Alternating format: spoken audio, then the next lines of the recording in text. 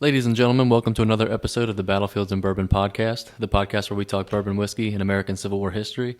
I'm joined by my co-host Jack, and we've got a really special episode for you tonight. We are joined by Seth Benhaim, the founder of Broken Barrel Whiskey Company based out of Los Angeles, California. Seth, welcome on. Hey guys, thanks for having me. Yes, sir. Glad to have you on, and we've got a special bourbon tonight. I'll let you talk a little bit about it, but just as a preface, we've got Broken Barrel's Cask Strength 115 proof. So this is what we're going to be sipping on this evening. Maybe not as much Civil War history tonight, more so a little more bourbon, but this will be a good one. Yeah, I look forward to seeing you guys and hearing what you think of trying this whiskey. And yeah, Broken Barrel, we are a whiskey producer. We are not the distiller of this whiskey. In fact, we pride ourselves on sourcing some really great whiskeys from some amazing distilleries. Predominantly, what you'll find from us is coming from Kentucky, specifically from Owensboro, Kentucky. The distillery itself actually dates back to 1885 and was the 10th oldest distillery in the state of Kentucky.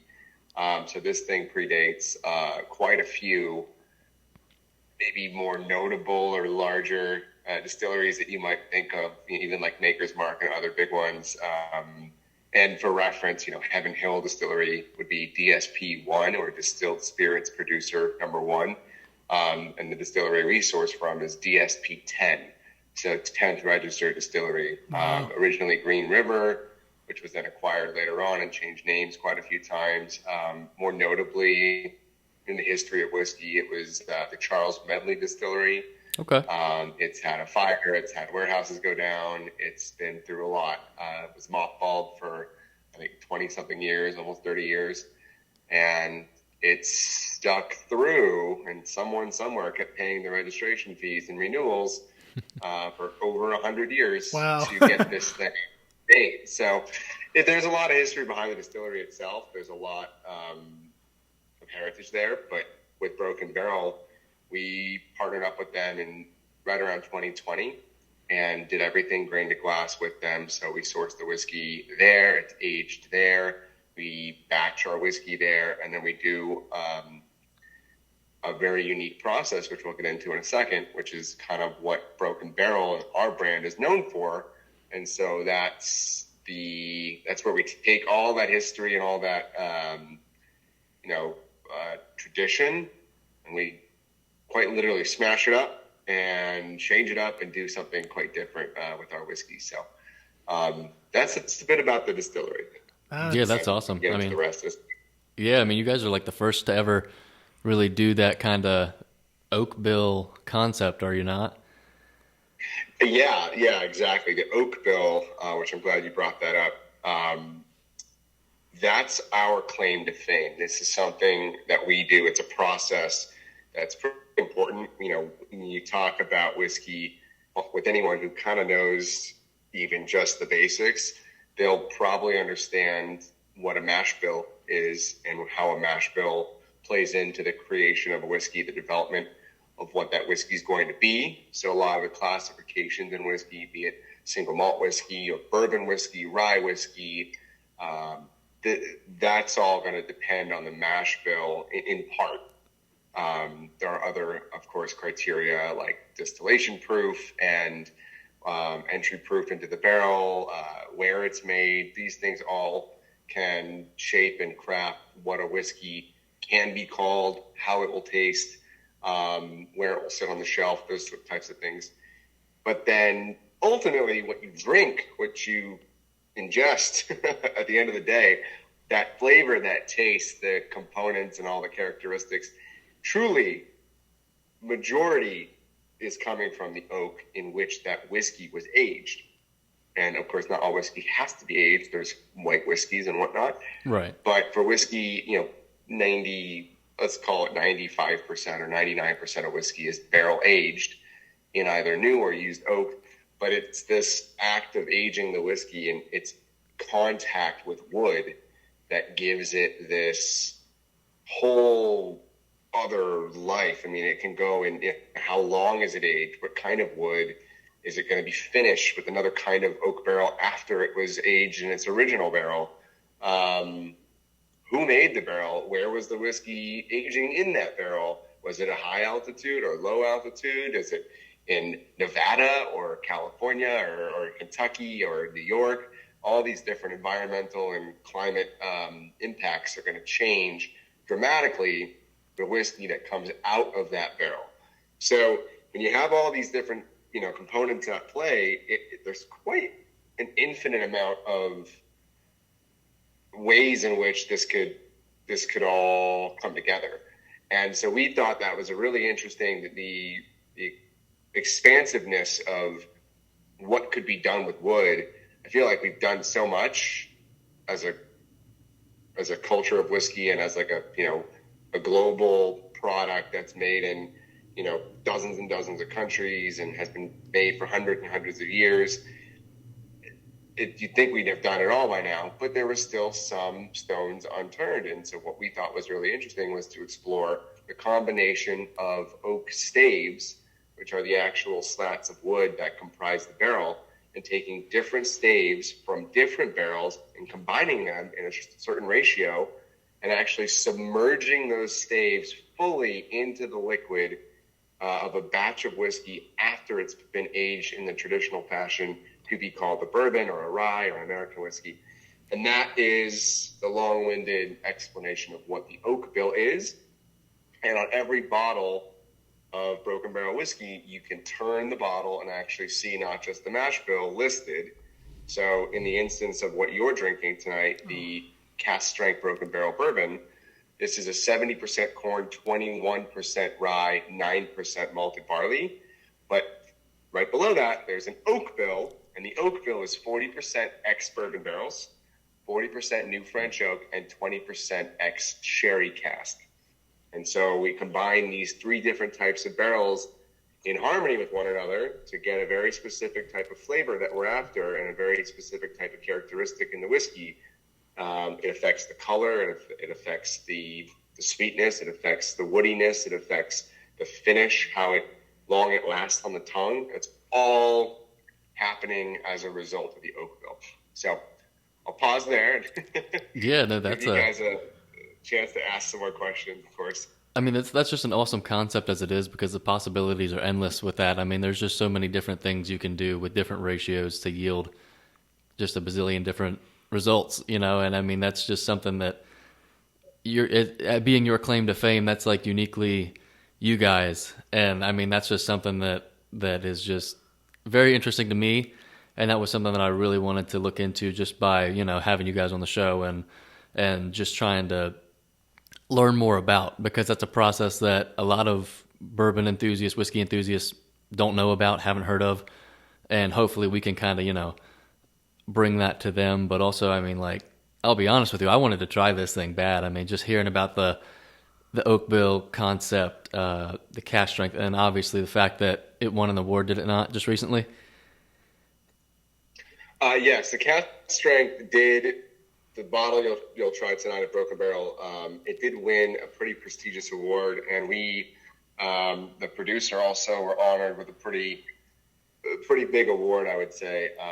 We submitted to the World Whiskey Awards. It's this pretty popular and common gold square medal that you'll see on a lot of whiskeys. A lot of brands that win this award will put it on the box or the bottle or the label, certainly on their website and all their print materials. So I had seen this award a couple of times on some of the best whiskeys I've ever tried, from all over the world too. I mean, it's a global competition. Mm-hmm. It's not just local competition. So there's a really sentimental thing for me, because I discovered some great whiskeys that I love. There's one, I'm looking at it on my shelf, from Taiwan called Cavalon. And the Cavalon whiskey has this big award that they had won right on the front box. And it's a big, beautiful box. It's several $100s a bottle. I was like, man, I want to win one of those one day. Well, then, we got into whiskey a couple of years back, and we're very fortunate that this year we picked up, with the Cask Strength, we picked up the best Kentucky finished bourbon. And just to, again, redefine what that means, finishing whiskey is a common practice where people will take whiskey from their original barrel and put it into, say, a rum barrel or a wine barrel or a mezcal barrel or a gin barrel or whatever. And so we submitted our whiskey, the one you guys have, and it won the best finished bourbon for 2023 That's from awesome. Kentucky. That's And awesome. so, I mean, that puts us up there with like Maker's Mark does finished whiskeys, Angel's Envy, Rabbit Hole, some of these big brands. They 1792 from Barton Distillery. Like, there's some big brands out there that do finished whiskeys. And for us to win the best one from Kentucky, where 95% of all bourbon whiskey comes from, you know, being number one in a group of, call it 95% of all bourbon is pretty impressive. Yeah, no doubt. We're really, really stoked to find that out. And then additionally, at the same competition, we received an Icon of Whiskey Award, naming us the most innovative whiskey brand in America in 2023, which is also a huge honor. I mean, I think it's not just the oak bill. It's if you go on our website and you go look at who we are as a brand, it's how we do it. It's pretty fun. It's a little different, but we are constantly on videos and different, marketing materials. You'll see me and other people from the team and the company, and even people that come to visit us here in our tasting room in California. We have a system where we smash the barrels in order to get those staves to make the oak bill. We're taking sledgehammers and axes and splitting mauls. We are obliterating barrels. So you'll see they crossed. There's a splitting maul and a pickaxe on the neck label. And, a lot of people will have like cross hammers or this, that. And for whatever reason, I'm not sure the symbology of, the symbolism. I'm not sure the symbolism of what the cross hammers always mean to other brands. But to us, it's very specific in that the splitting maul is the first hammer I ever bought to use to break the very first barrel we ever broke. And similarly, the pickaxe was something I had that gave us the idea to do this that I got from my grandfather. So we kind of put them together and made a logo out of that. And it's been running. It's kind of cool. It's our thing. That's awesome. Yeah, it's actually got some sentimental meaning to it. But, I mean, just hearing about that story and stuff, I mean, it's really cool to hear how you can just become a powerhouse in the bourbon industry just by, an idea that you have just like that. Because, I mean, as most people kind of think, it's just like the few big names in the industry that dominate. And you guys are proving just by the awards that you've won, like your work is speaking for itself in that regard. I mean, that's no small achievement by any means. I mean, that's awesome. Just how you guys have managed to do what you've done in such a short amount of time as well. You said you kind of got started in 2020. Is that right? For the whiskey, yeah, I've been in the industry for 11 years. Okay. So I have another brand that we started called Infused Spirits. It's a vodka, and we've been running the vodka brand for 9 years. But, I kind of quit what I was doing before that and went out on my own and tried to figure out how to create a spirits brand from scratch with no prior experience.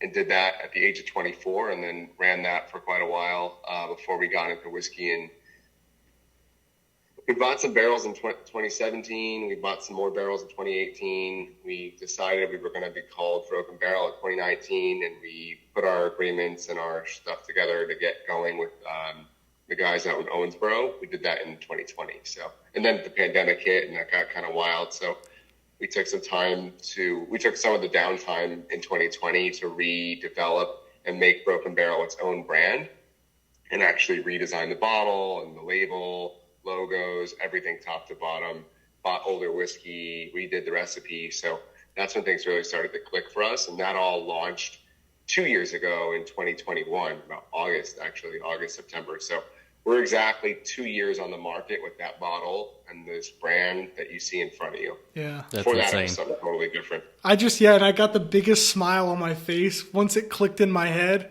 that the name meant something. Like, as you were like describing what the whole oak bill was and the staves, and I was like, it clicked, and I was like, yeah, like you said, you guys have something different, and there's more meaning behind every little detail of this company, it seems like. And I mean, just the bottle alone, I was telling Elijah, I was like, I'm in love with this bottle. as I'm new to the whiskey and bourbon scene, obviously as a novice, that's kind of the first thing that catches my eye when I walk into a liquor store or whatever, is what the packaging and bottle looks like. And yeah, I mean, just having those raised letters on the glass, and then the label fitting right between those two ribs, and then the text at the bottom engraved. It's really, and then the bumps at the bottom. I mean, it's a full experience just on the bottle itself. It's the packaging was really such an important part of the brand, and making sure, and we try to do it where you have this package or this bottle that really feels over the top premium, over the top quality, and you see the price and you go, oh wait, it's how good? It won what award? And it looks like this, and it's what price? Like, we want there to be almost like quality or chair. Like, I can get 3 of these for what I thought it would cost, or we want it to be a product that you can get all the time. Like, we want, well, at least the core lineup. We have some rarer releases like most whiskey companies, and we really get pretty wild with some of those editions and releases. I'm not sure when this episode launches, but it's September 2023. We'll be at the Kentucky Bourbon Festival, for example, with single barrel cask strength bourbon, which is a little more elevated than even that cask strength bourbon, in that it spent another year in the barrel. It's just one singular barrel versus a batch. It was in California for that extra year, so obviously much different than aging in Kentucky. It's a little warmer. We don't have those cool nights. Nowhere near as cool as Kentucky. So it's a very different climate, very different engagement, and those are really fun. We've got a wheat whiskey finished in PX sherry cask and French oak barrels. We've got some other really interesting things aging right now here that'll come out in the fall and early winter. So it's bourbon. Second half of the year is always bourbon time. So there's all good releases coming out. No doubt. Second half of the year. We're no different. We got a lot of really great stuff in store, but I don't know if you guys are going to crack that open and give it a taste, but I highly recommend you do. Oh yeah, we're going to. Without further ado. Oh, that was nice a good pop, dude. That's probably the best one we've had so far. Good pop. All right. Yeah, this one, I got to say, it was, since I got it, I was like, it's like, man, I want to try this before the episode. I want to try it before the episode, but it's like, I'll hold off just because I want to save the raw reaction for, the show and everything, but it just looks so good. It's a well presented bottle just from label to where we're at right now. Smells amazing too. Awesome. Yeah. Can't wait to get your guys' thoughts. I mean, it's just a fun product.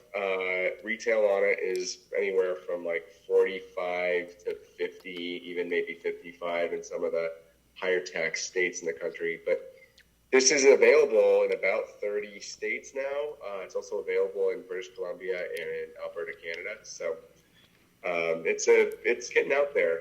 Actually just got this into Alaska too. So people in Alaska should get Broken Barrel in September 2023. This is just wow. I don't even know how to describe that. I mean, you can all 3 of the finishes kind of come through at once. It's just, that's incredible. That's like probably one of the most unique whiskeys I've ever had. And I mean, obviously that speaks for itself why it won an award, but that's just insane. Yeah, it's a totally different style of bourbon because of the sherry cask, which isn't super common in bourbon. And generally that kind of a flavor profile is reserved for some more expensive releases and bottles. And then the fact that it's not overly sherried, it's not really heavy up like a lot of Scotch whiskeys or other types of whiskey that might do a sherry finish.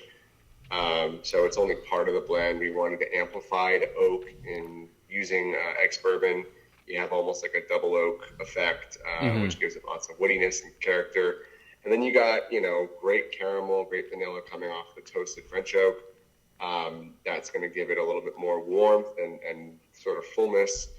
It gives you that warming. We call it the Kentucky hug. Yeah. As you swallow. So it's good. It's just It's approachable too. For 115 proof, it's not going to burn out too badly. I mean, you'll know it's there, but it's not going to set you back too much.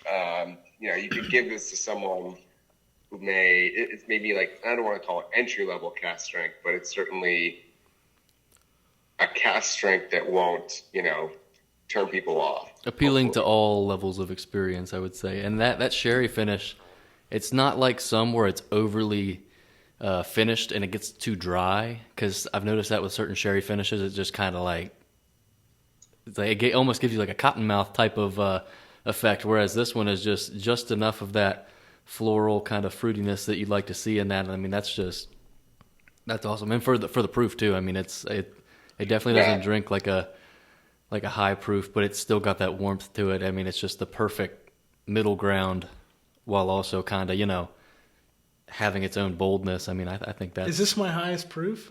Elijah knows my pedigree of what bourbons and whiskeys. Yeah, this is Jack's highest proof so far.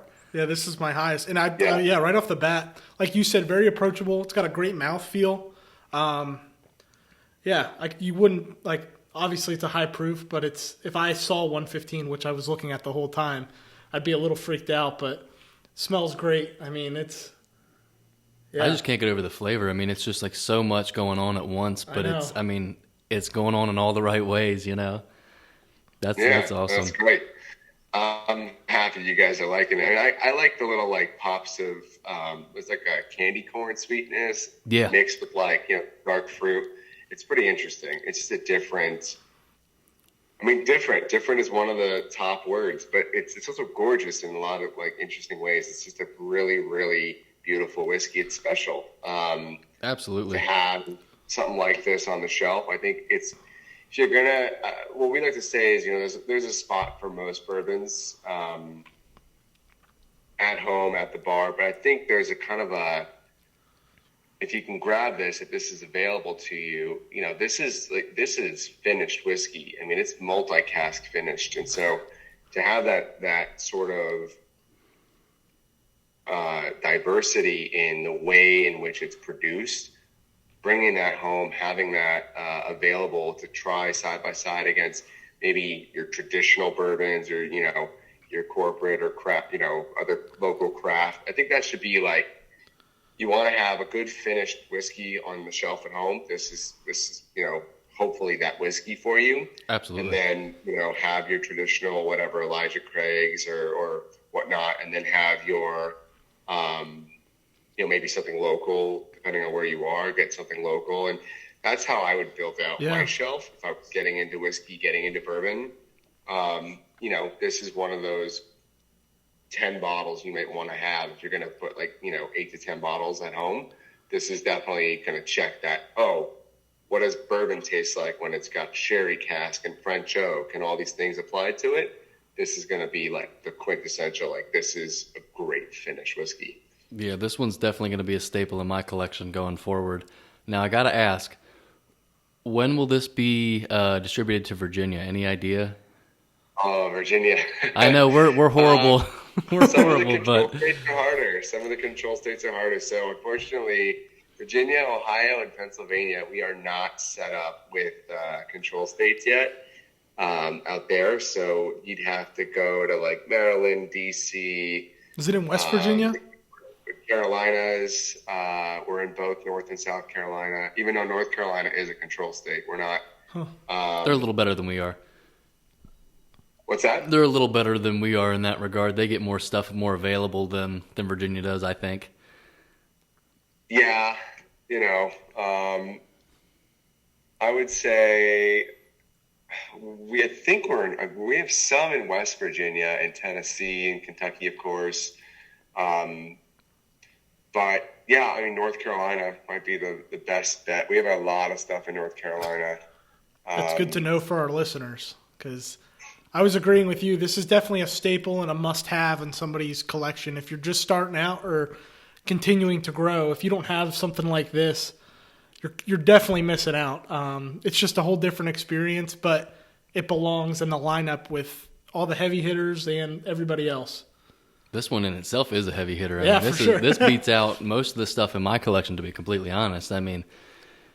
everything else that you have, whether it be like one of the harder things to find or even your more readily available item, they're all, I don't want to call them similar because that's kind of a broad generalization, but they don't have that kind of, I don't know. It's hard to explain, but like I like it. Just the variety of flavor hitting you all at once is just so unique, but it's really cool. I mean, like I said before, I've never had that kind of flavor experience before, but I really like it. Yeah.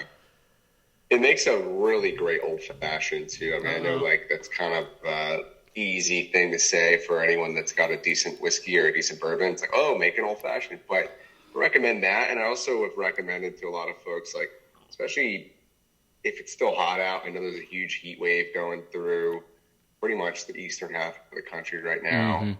And there's some really high temps. You know, people in Texas have been burning out with 100+ degrees for months on end. So, you know, I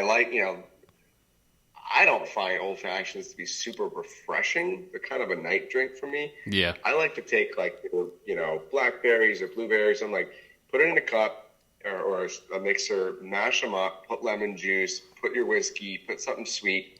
If you have any kind of like triple sec or agave syrup or, you know, simple syrup or even just like some sugar, just a little bit.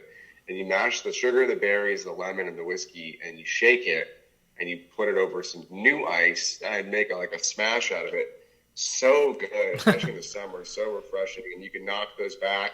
If it's a little strong at 115, you can always do a splash of like soda water. And honestly, like even just like whiskey, I've seen a lot of people lately doing like whiskey, if they're being a little like, they don't want to put all the sugar and all that. They'll just do like pretty much like a highball, like a Japanese style cocktail, which used to just be Japanese whiskey, really, you know, club soda or tonic water or something that's really bubbly, and then a little lemon, like soda water, that kind of thing. So just do like a shot or 1.5 ounces, 2 ounces of bourbon, a little soda water over ice, tall, skinny glass, wedge of lemon. Super refreshing if it's hot out. So there are different like great drinks that I've seen in addition to old fashions that you can kind of make with a nice strong bourbon that'll, you'll feel it for sure. Right. It'll also be refreshing at the same time and not always, you know, as it gets cooler, definitely cask strength season is upon us in the fall. And that's when, you know, it's pumpkin spice and cask strength for me. Yeah, no doubt. That's a t-shirt right there. That time of year, right? Yeah. You gotta have that. So I'm gonna be a little bit of, I'm gonna show my age with experience here. For folks that are listening, as well as myself, what can we define what cask strength means for people that don't know? Because I'm listening and I'm like, okay, but I know. Well, that's Rick. So I don't know if you don't mind going a little bit into that for people that might be new. Sure, yeah. So for anyone new to whiskey or new to bourbon, spirits in general, the cask strength is, it's not a legal term. There is, I don't believe there's an exact definition, but because a lot of people put it on there and then it's not exactly what, it's implied that cask strength or barrel proof or full proof or these things, it is implied that it is a whiskey that has not had any water or dilution done to it after it's emptied from the cask. So it's implied that in our case, this is called our cask strength because it is 115 proof out of the barrel. We have not added any water. In fact, the barrel entry is around 120. And after 2.5 years, almost 3 years, the whiskey has lost about 5 proof points, which is equivalent to 2.5% alcohol by volume on average. And so by the time we batch it all out, now there's a tolerance about, I think it's 0.5% to 1.5% tolerance to give the producer a little bit of leeway just in case one barrel is a little higher than the next. And not everyone's writing in every single barrel the exact proof. It's not always handwritten. So a lot of people that want to type it out or have it printed like we do, if it comes in 116, we can take it to 115 and still call it cask strength. And that's true of anything you see. A lot of marketing terms, like barrel proof, uncut, unfiltered, full proof, Navy strength, on gins and stuff or rums. There's a lot of that out there, but it's the same as, reserve or small batch. They don't always mean things. There are some terms, however, on whiskey labels like straight, which have a legal required definition that tell you, the purchaser, something about that whiskey. So straight whiskey, be it straight wheat whiskey, straight corn whiskey, straight bourbon, is implied that it is 2 years in a barrel, and for certain whiskeys, that is 2 years in a brand new charred oak barrel versus, say, a used barrel. And there's a lot we could talk about. Oh, yeah. Terminology and definitions all day, but right. I'm sure a lot of these date back to various points and historical causes that this is why these terms exist, or there's some historical elements that play. I don't know if it goes to the Civil War per se, but certainly in a lot of these terms and terminology, even, the interesting story of where the name bourbon came from and when, I know it got defined in 1964, but maybe 62. Don't quote me on that. It was either 64 or 62. Unless I'm wrong on both counts. Now I got to look it up. Make sure I'm saying the right thing. But when did bourbon become 1850, 1870s? Yeah, it's pretty old. Yeah. No, I think a lot of the history with that is was 64. Sorry, 1960. I got it right the very first it was time. defined. It was defined by Congress or something of what it was. The 51% corn. Yeah. I think it was more so, but like just as a result of ensuring quality of whiskey. We had talked about it in other episodes, just the Bottled and Bond Act of 1897 and stuff like that stemmed from. I guess you could relate it to the Civil War in that regard. There were soldiers during the war in camp. They would make their own concoctions of stuff that they would call whiskey, but it was actually, kerosene, tar. There's a bunch of other just random junk in there that would, obviously get you messed up, but liquid it's not. Cigarette. Yeah, I think one of the terms for it, or one of their nicknames for one of these concoctions was called Pop Skull. And it was like, obviously, that's pretty fitting and illustrative of, what they'll do to you if you're drinking just pure kerosene and tar and just whatever other nonsense you can find and just put it in a bottle. But yeah, that stuff like that is kind of what brought the Bottled and Bond Act into fruition, just to make sure that people stopped doing that, and you had actual whiskey that was of quality. Yeah. Well, it's interesting that with the Civil War ending in 1865 and bourbon whiskey specifically, really taking hold in 1850 and, really made its way into the American South in 1870. These are the parenthetical years around the Civil War, which, let me guess, is why you guys thought this podcast would make a lot of sense. Yeah, that's part of it. Combine two subjects that have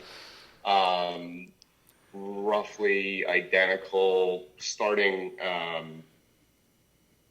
times, or starting, decades when they were coming together. So, yeah, it's fascinating.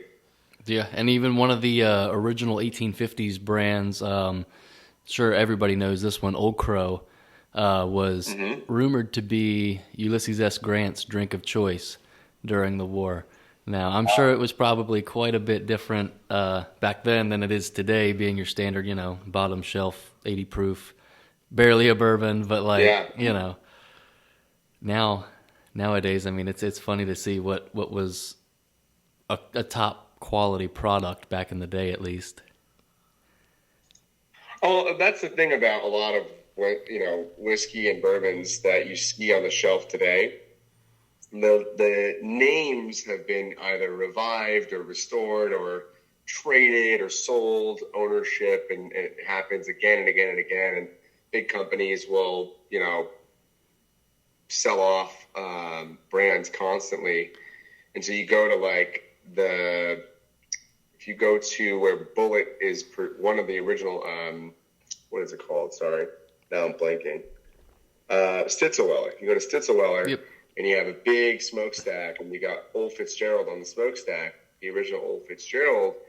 That's not produced there anymore. That brand was sold to Heaven Hill. Mm-hmm. Heaven Hill is where Fitzgerald lives. And similarly, Old Crow, like you mentioned, is now a Jim Beam brand. Or sorry, maybe it's a Bacardi brand. I can't remember. One of the big guys owns it.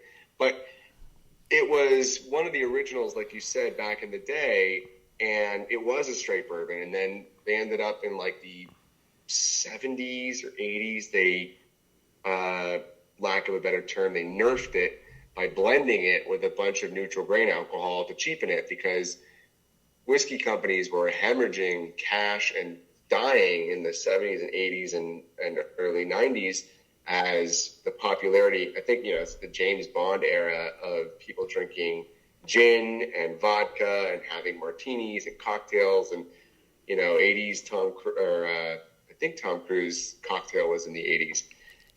It was all this like behind the bar, behind the stick, that kind of thing.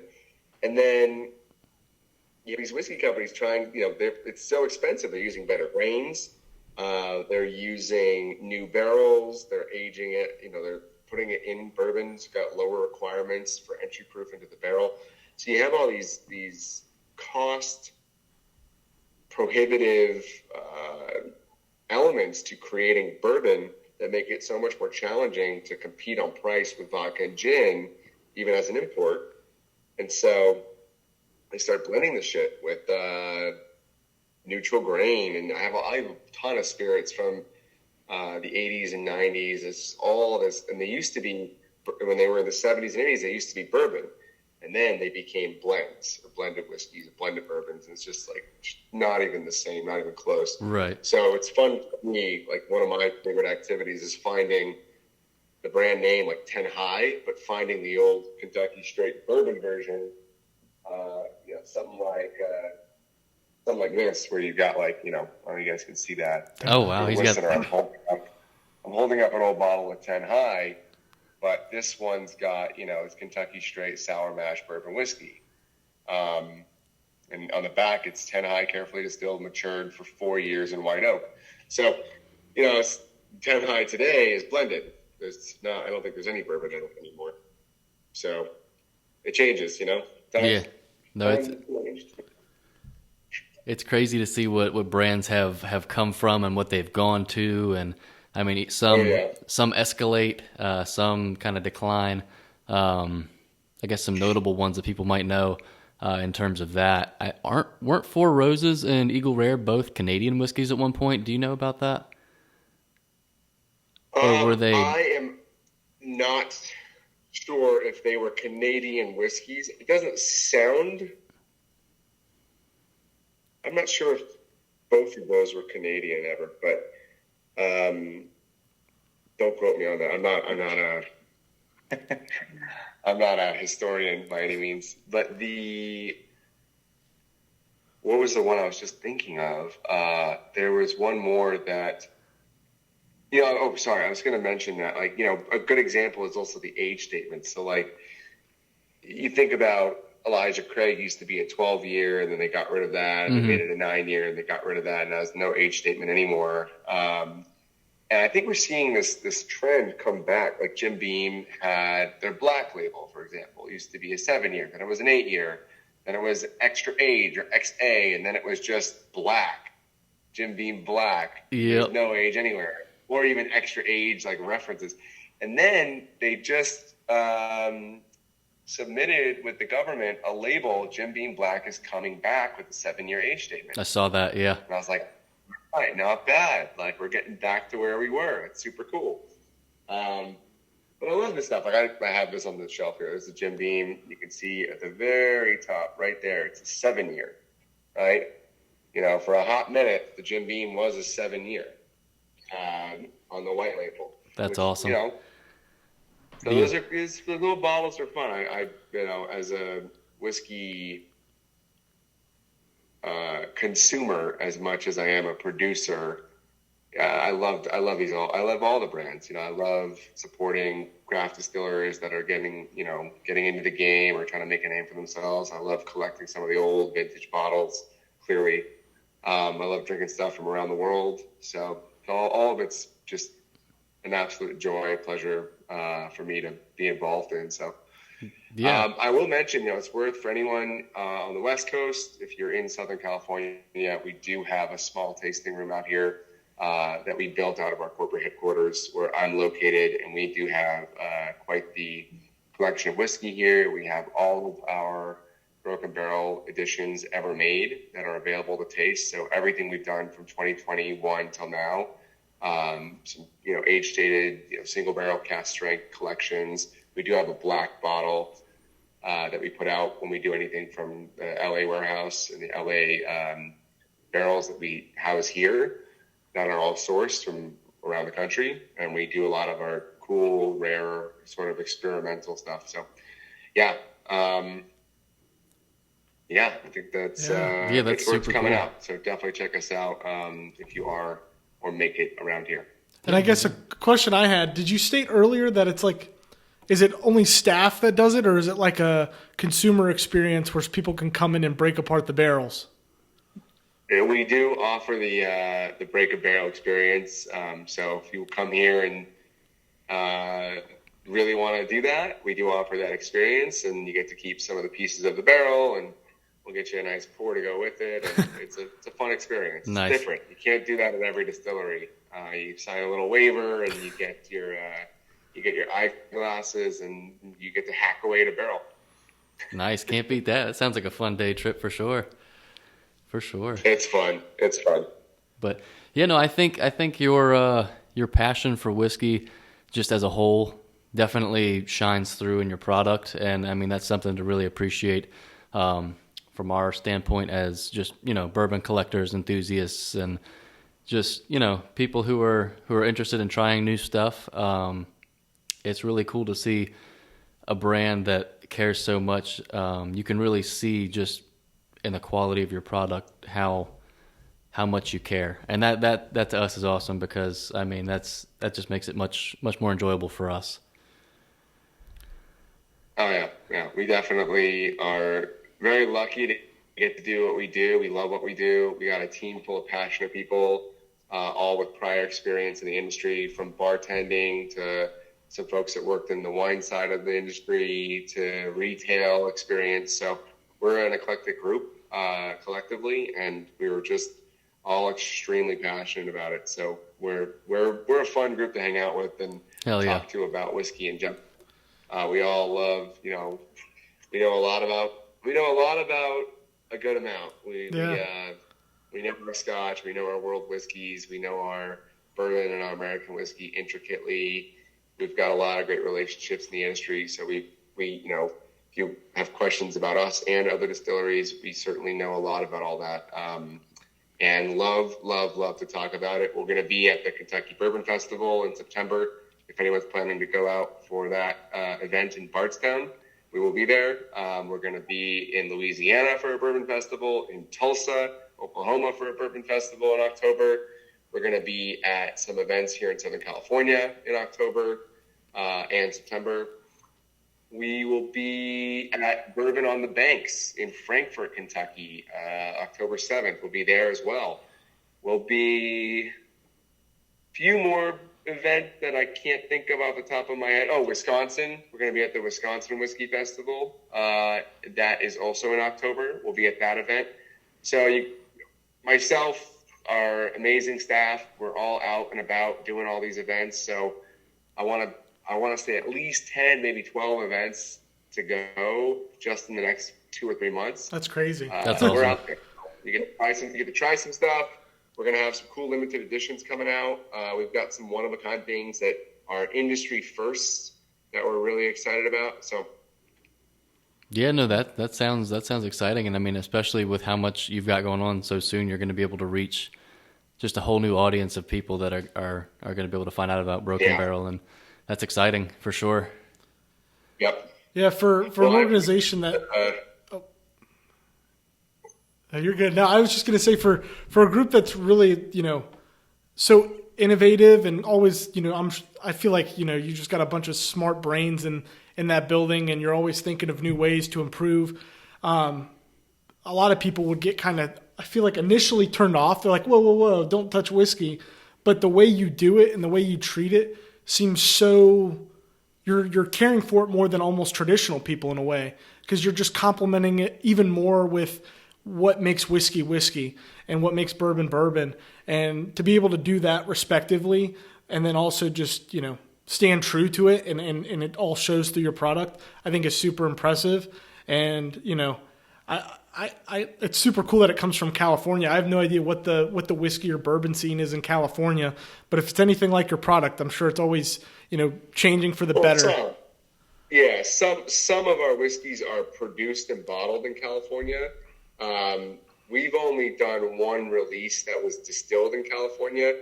I would say 90 to 95% of what we do is never even touches California. It goes from grain to glass with the finishing, with the barrel breaking, with all of that in Kentucky. So it never leaves the state or even leaves the county that it's produced in. So nice. Yeah, it is truly a Kentucky straight bourbon whiskey. That's cool.